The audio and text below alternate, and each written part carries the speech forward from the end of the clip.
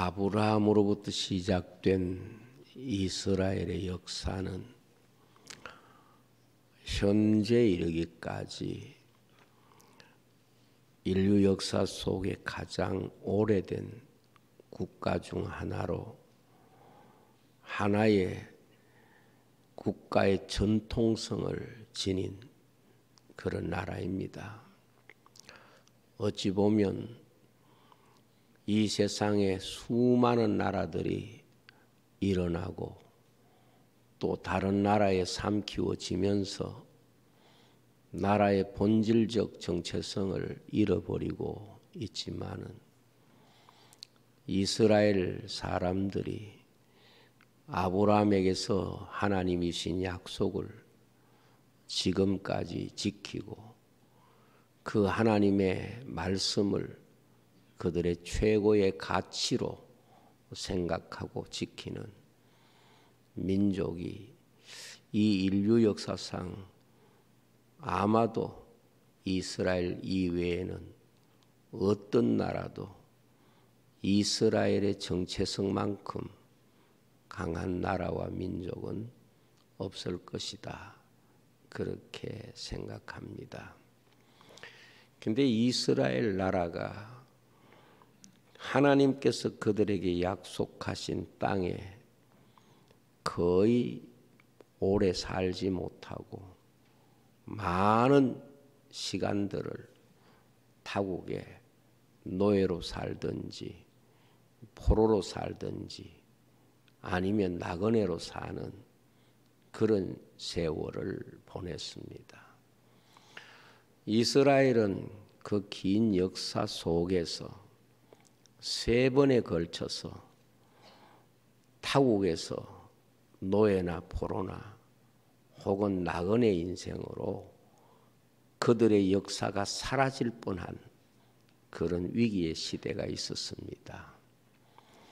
첫 번째는 그들의 나라가 시작도 되기 전에 애굽에 가서 430년 동안 노예로 살았습니다.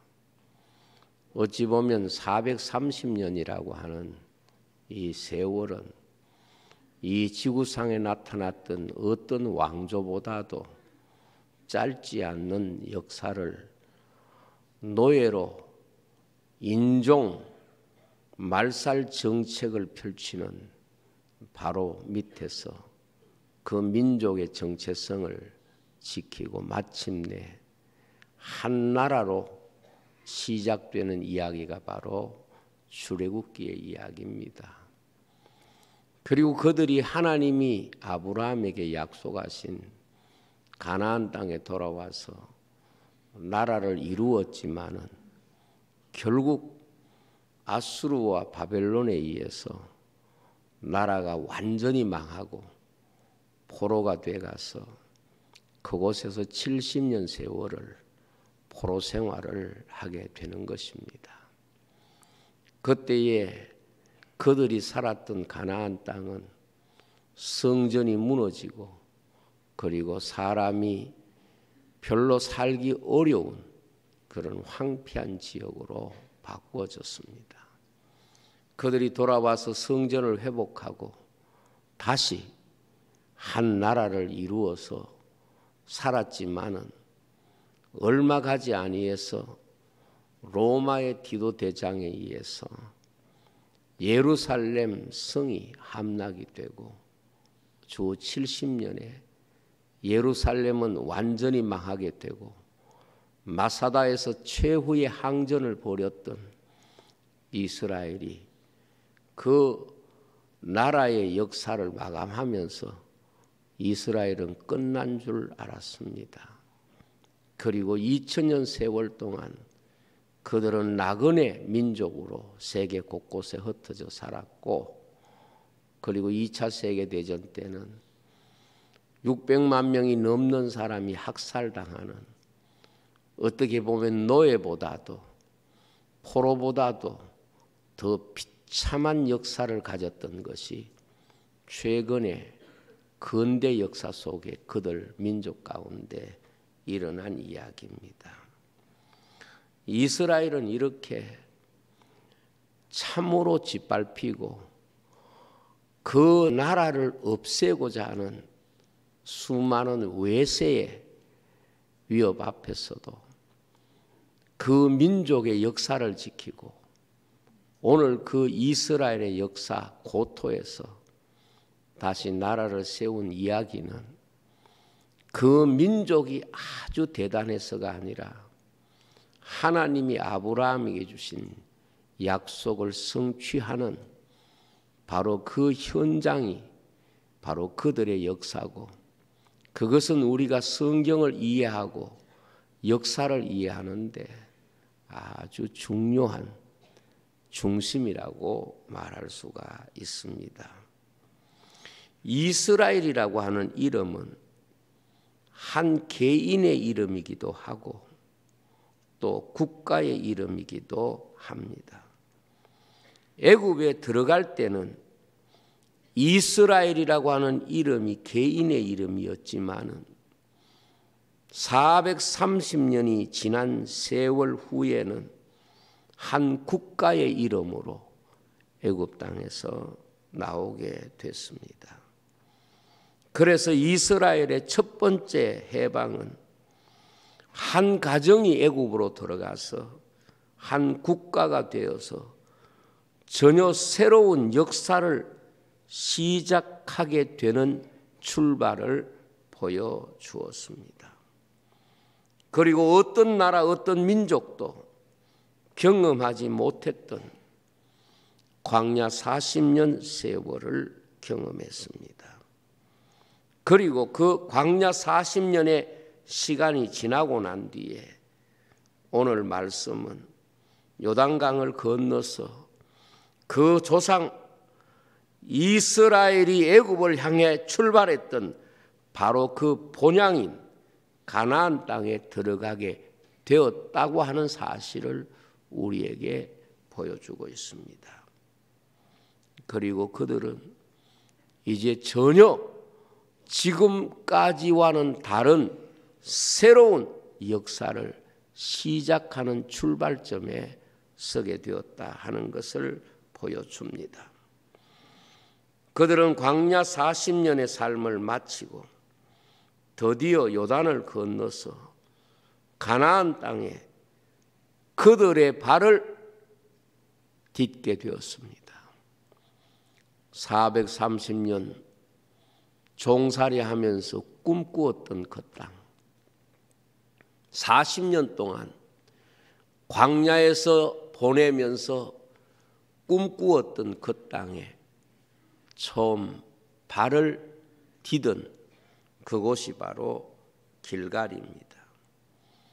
길갈은 굴러갔다는 뜻을 가진 말입니다만은 그 말에 가지고 있는 가장 중요한 교훈은 지금까지와는 다른 삶을 살아야 한다는 장소적 해석을 가진 이름이라고 말할 수가 있겠습니다. 길갈은 이스라엘 역사에 있어서 광야 세대를 마감하고 가나안 세대의 첫 발자국을 디딘 장소였기 때문에 이스라엘에게는 모든 것이 다른 세상이 됐습니다. 보는 것도 다르고 먹는 것도 다르고 사는 것도 다르고 그리고 그들의 역사도 새롭게 시작이 되어지는 바로 그 출발의 자리가 길갈입니다. 그래서 길갈은 광야 세대가 마치는 지점이기도 하고 가나안 세대가 시작되는 지점이기도 한 것입니다. 마침의 자리가 아니라 시작의 자리가 되었다 하는 것을 우리에게 보여줍니다.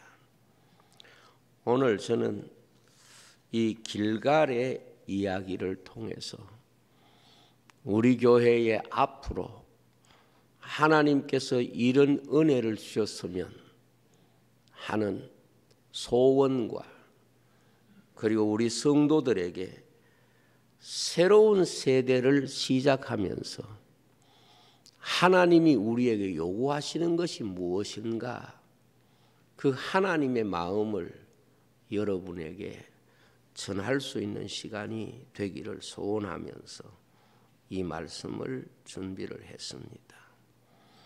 어찌 보면 김천제일교회도 새로운 세대를 시작해야 되는 중요한 시기, 그리고 그 자리에 저나 여러분이 서 있는 것이고, 하나님께서 새로운 가나안 시대를 시작하면서 그 백성에게 요구하신 요구가 무엇인가를 우리에게 주시는 하나님의 말씀으로 들을 수 있어야 합니다. 첫째, 길갈의 이야기는 할례의 이야기입니다. 이들이 요단강을 건너서 첫 발을 내디딘 그 가나안 땅 바로 경계 지점에서 하나님이 그들에게 요구하신 것이 바로 모든 이스라엘 백성들은 할례를 받아야 된다 하는 요구입니다. 할례는 히브리 말로 브리트 밀라라고 하는데, 이 브리트 밀라라고 하는 말이 무슨 뜻인고 하면 계약이라는 뜻입니다. 언약이라는 뜻입니다. 창세기 17장 12절에 보면 너희의 대대로 모든 남자는 집에서 난 자나 또는 너희 자손이 아니라 이방 사람에게서 돈으로 산 자를 막론하고 난 지 8일 만에 할례를 받을 것이라, 그렇게 말씀을 하셨습니다. 하나님은 새로운 세대가 시작이 될 때에 언제나 약속을 먼저 그 백성에게 주셨습니다. 하나님이 특별히 인생에게 세 가지 언약을 주셨는데, 이스라엘에게 주신 세 가지 언약이 뭐냐? 안식일 언약과 할례 언약입니다.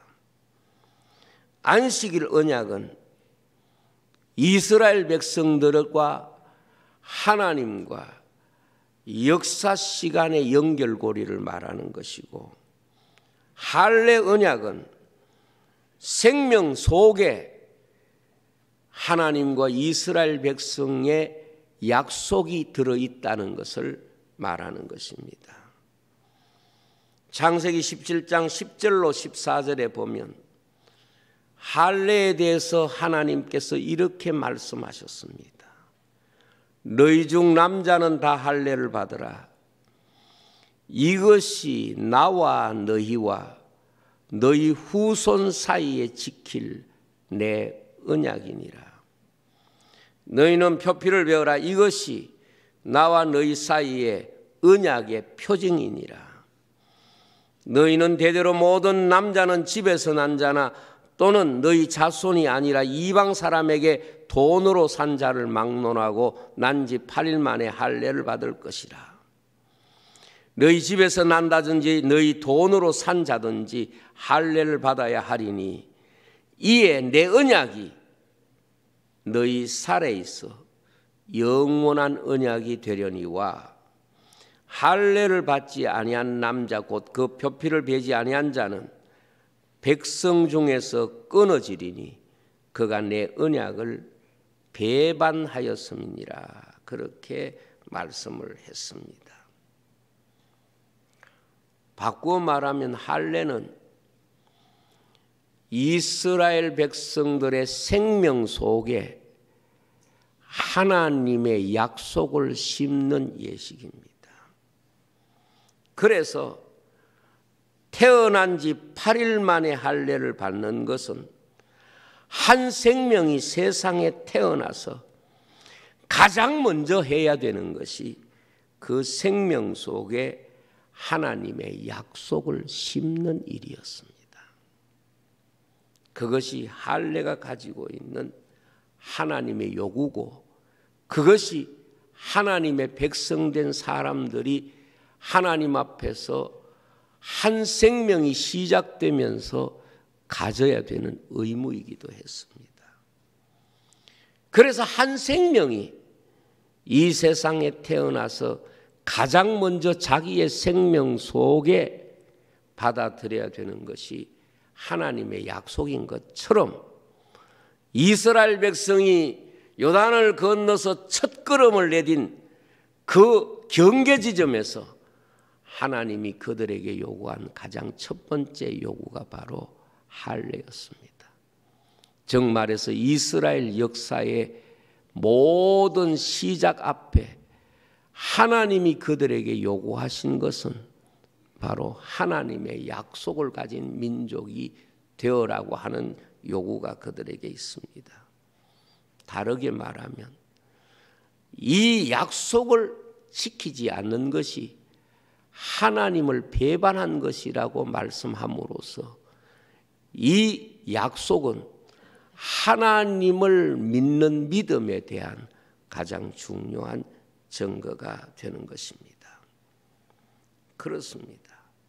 할례는 난지 8일 만에 해야 된다는 의미는 세상에 태어나서 가장 먼저 해야 되는 것이 할례고, 그리고 그것이 하나님과 그 생명과의 약속이라는 것을 말씀하고 있습니다.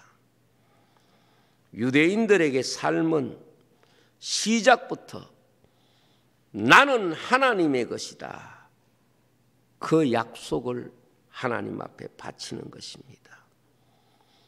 광야 시간 속에 그들은 할례를 행하지 못했습니다. 길갈에서 이스라엘이 할례를 받은 것은 가나안 땅에서 그들이 살아가면서 가장 먼저 우리는 하나님의 것입니다, 우리 민족은 하나님의 소유입니다, 하나님의 그 약속을 그들 생명 속에 받아들이는 시간, 이것이 바로 길갈의 이야기입니다. 그리고 그들의 역사는 하나님과의 약속을 지키기 위한 출발점이었다는 것을 볼 수 있습니다. 그래서 그들이 하나님의 약속을 지킬 때에 하나님이 그 약속을 지켜주셨고, 그들이 하나님과의 약속을 지키지 못하면 그것이 바로 하나님을 배반한 행위로 하나님께서 다스렸던 것이 바로 이스라엘의 역사인 것입니다. 여러분, 오늘 우리가 무슨 일을 할 때에 가장 먼저 가져야 되는 생각이 뭔가 하면 나는 하나님의 것입니다, 이 신앙의 고백입니다. 내가 곧 하나님의 것입니다. 이 흔적을 우리의 마음과 삶에 시작하는 것입니다. 가장 교회가 불행한 것이 무엇인고 하면 교회가 진정 하나님의 교회라고 하는 이 인식이 약해져 가는 것입니다. 그리고 성도가 가장 불행해지는 이유가 어디 있는고 하면 내가 하나님의 소유라고 하는 인식이 사라지는 것입니다. 여러분, 여러분들에게 새날이 무엇이겠습니까? 여러분에게 출발점이 무엇이겠습니까? 아무리 오래 믿어도, 아무리 우리가 많은 삶의 이야기를 가지고 있어도 결국 우리가 하나님의 것이라고 하는 진정한 신앙의 고백과 약속이 없으면 아직도 시작도 하지 못한 것과 같은 것입니다. 그래서 하나님은 어찌 보면은 요단강을 건너서 가나안 땅에 들어가서 가장 위험한 시기고 위험한 장소인데 할례를 먼저 행한다는 것은 그들에게 있어서 나중에 해도 되지 않을까 하는 생각을 할 수가 있지요. 왜? 우리가 이 가나안 땅을 점령하고 이 땅을 다 차지하고 난 뒤에 우리에게 평화가 주어지고 안전한 장소에서 우리 모두가 할례를 행하면 되지 않는가, 이런 의식을 인간적으로 가질 수 있지만 하나님의 요구는 그게 아닙니다. 하나님은 언제나 우리가 어떤 위치에 있든지 내가 하나님의 소유라고 하는 이 약속이 먼저라는 것을 요구하고 있는 것입니다. 두 번째로, 요단강 바닥에서 12개의 돌을 메고 와서 길갈에 기념비를 세웠습니다. 길갈에서 이스라엘 백성들은 요단강을 건너면서 요단강 바닥에서 이스라엘의 지파의 숫자만큼 가져온 12개의 돌로 기념비를 세웠습니다. 그들이 요단을 건너왔다는 증거를 길갈에 남긴 것입니다. 길갈은 이스라엘 역사에 있어서 광야 40년을 마치고 드디어 하나님의 인도로 가나안 땅에 도착했다는 증거를 그 후일에 살아갈 후손들에게 보여줄 기념물이 된 것입니다. 그 돌을 바로 요단강 바닥에서 가지고 온 것입니다. 그리고 요단강 바닥에서 가지고 온 12개의 돌은, 그리고 그것으로 세운 기념비는 바로 교회의 이야기를 말하기도 합니다. 12사도의 터 위에 세워진 교회의 의미를 우리에게 보여줍니다. 교회가 무엇입니까? 또 다른 출발입니다. 전혀 다른 출발입니다.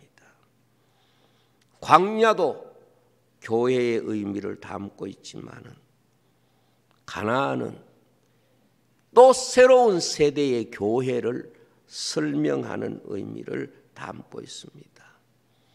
그래서 광야 교회도 교회이지만은 가나안도 영원한 천국 교회의 모형으로서 교회의 모습을 우리에게 보여줍니다.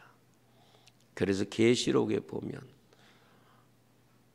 하나님의 나라 새 예루살렘, 그 기초석이 바로 12사도의 이름과 하나님 나라 새 예루살렘의 문이 12지파의 이름으로 이루어져 있다는 것을 계시록에 말씀하고 있습니다. 저는 교회란 바로 이 요단강 바닥에서 가지고 온 돌로 세웠다고 하는 의미를 이렇게 해석해 보았습니다. 요단강 바닥은 예수님의 십자가의 죽음이라고 생각합니다. 그리고 그 바닥에서 끌어올려서 탑을 쌓은 것은 예수님이 부활하셔서 세우신 교회의 이미지를 가지고 있다고 생각합니다. 그렇습니다. 교회는 무엇을 세상에 보여주기 위해서 세워져 있는가 하면 예수님이 죽음에서 부활하셔서 우리를 구원하셨다고 하는 이 놀라운 하나님의 구원 역사를 보여주는 기념물이고 증거라고 말할 수 있습니다.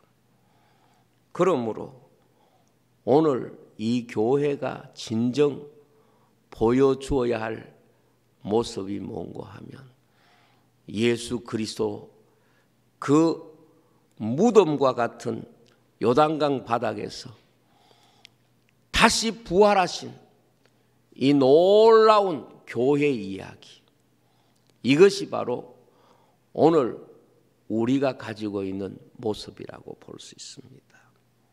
교회는 우리를 기념한 게 아닙니다. 예수님의 십자가의 죽음과 그리고 그 십자가 죽음에서 부활하신 예수 그리스도의 구원 역사를, 하나님의 구원을 이 땅에 보여주기 위해서 세워진 구원의 기념비라고 말할 수 있습니다. 광야 교회가 가나안 땅과 달라진 것이 몇 가지가 있는데, 첫째는 지도자가 달라졌습니다. 광야 교회에서는 모세가 그들의 지도자였습니다. 그러나 요단을 건넌 이후에 이스라엘의 지도자는 여호수아입니다. 어떻게 보면 하나님께서 우리에게 주시는 놀라운 하나님의 인도하심을 지도자를 통해서 하나님이 나타내신다는 것을 보여주고 있습니다. 두 번째는 먹는 양식이 달라졌습니다.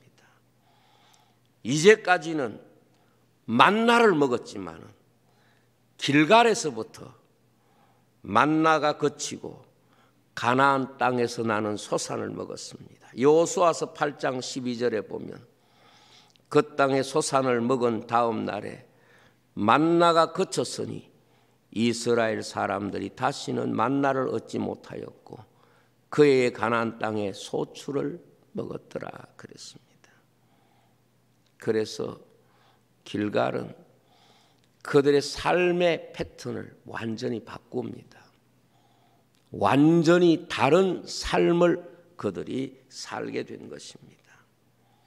광야는 가나안을 향한 행진이었지만 이 길갈부터 그 이후의 역사는 그들이 가나안 땅을 가꾸고 그리고 그 가나안 땅을 통해서 하나님 나라로 만들어가는 놀라운 역사가 길갈에서 시작이 된 것입니다.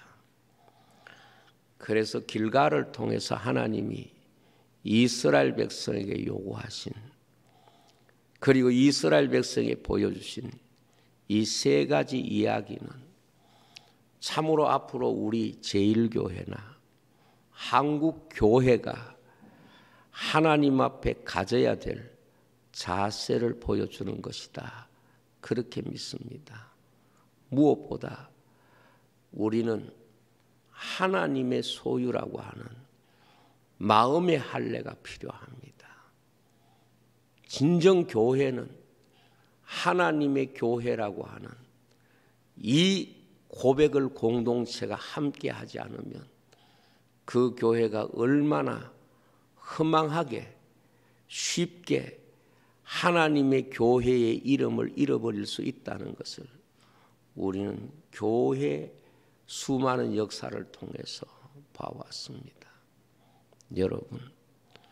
여러분 개인이나 가정이나 교회나 항상 가져야 되는 첫 번째 신앙의 고백이 뭔가 하면 내가 곧 하나님의 소유라고 하는 것. 이 신앙 고백이 필요합니다. 두 번째는 교회의 진정한 기념비는 예수 그리스도의 십자가의 죽음과 그분의 부활을 이 세상에 선포하는 12사도로 세워진 교회의 이야기가 바로 길갈에 세워진 12지파의 돌의 이야기를 통해서 우리가 계승됩니다. 여러분, 교회는 예수님의 십자가와 예수님의 부활에 대한 이 복음을 이 세상에 보여주기 위해서 세워져 있다는 것을 꿈에도 잊지 마십시오. 교회는 그분의 십자가의 죽음과 부활을 이 땅에 살아있는 사건으로 보여주기 위한 증거가 되어야 합니다.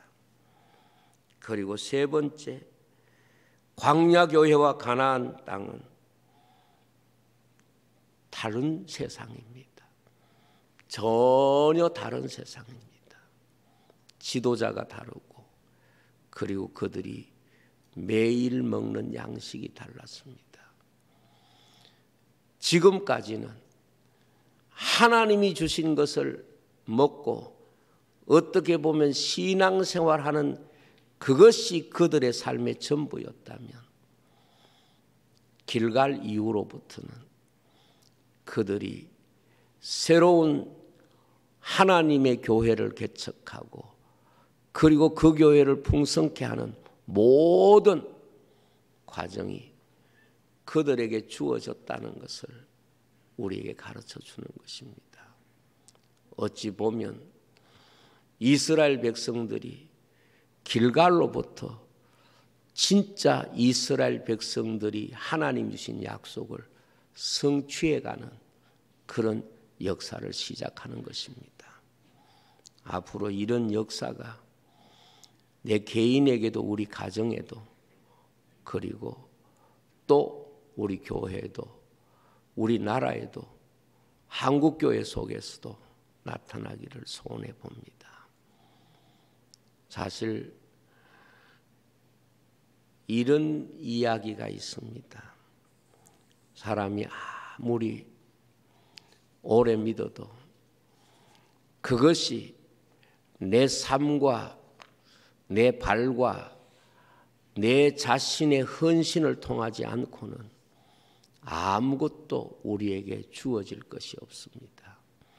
그래서 구약의 이스라엘 백성들에게도 내 발이 밟는 그것을 너의 기업으로 주겠다고 말씀을 하셨고, 신약교회 교회 앞에도 복음을 들고 산을 넘는 발이 아름답도다.